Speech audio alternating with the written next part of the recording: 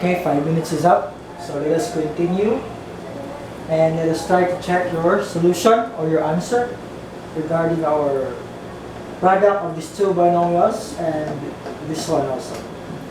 Okay, so what is the first thing that we're going to do solving for this one? Okay, so let us try to multiply the first terms, the outer terms, the inner terms, and the last terms. So in doing so, we will have to multiply 3x times 2x. And that stands for the first terms. And for our outer terms, so we will have 3x times negative 1. And for our inner terms, we have negative 4 times 2x. And for our last term, we will have negative 4 times negative 1. Now in simplifying, for us to find for the final answer, so we'll have 3x times 2x is 6x squared. 3x times negative 1, that is negative 3x. The identity rule for multiplying with negative 1, or 1. Since our 1 is negative, so just copy the negative sign and copy our 3x. And negative 4 times positive 2x is negative 8x. Then you will have negative times negative is positive. 4 times 1 is 4.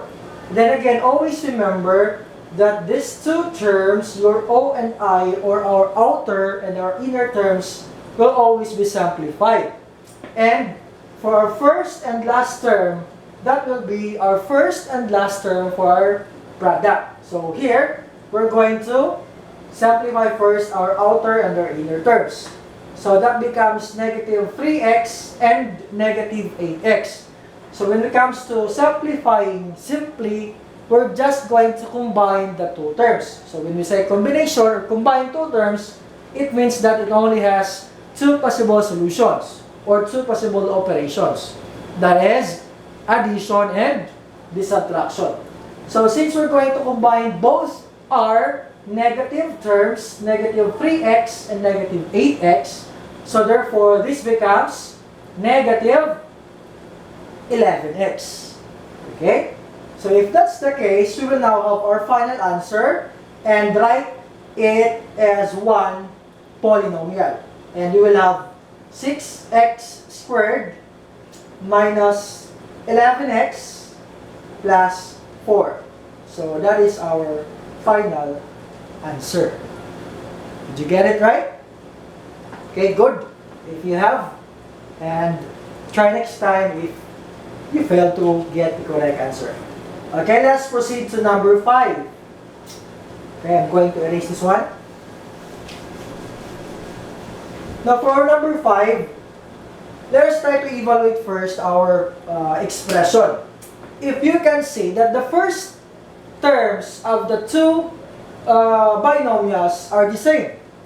Likewise, to its last terms. So our first and our last terms are similar in terms of the numbers. So we have x and x, we have 5y and 5y. So they differ only, the two expressions differ only on the sign of our last terms. So here we can see that there is negative 5, here is positive 5. Okay? So if you remember your grade 7 lessons about finding for special products, this is applied as special products of two binomials. Okay? Or that is the product of the sum and difference of two terms. So here we're going to multiply, since that is the product of the sum and difference of two terms. The terms there are similar. So this can be answered directly by using that one, and that is x squared minus 25y squared. That is simply the answer. Okay? Or, if you fail to remember this one, let us go to the long method. So how are we going to solve this using long method? So, again, by using FOIL, we're going to multiply x times x, that is x squared. For our outer, that is x times positive 5 is positive x, that is positive 5xy. Now for our inner terms, this one, that is negative 5xy. And for our last term, that is positive times negative, is obviously this negative. 5 times 5 is 25y squared. So if we can see, or if we can observe here, with our outer and our inner terms, they're opposite. Okay? But the numbers are similar. This one here is positive and this one is negative. So, we're going to cancel out this one. What is left is for our final answer, and that is x squared minus 25y squared. Okay.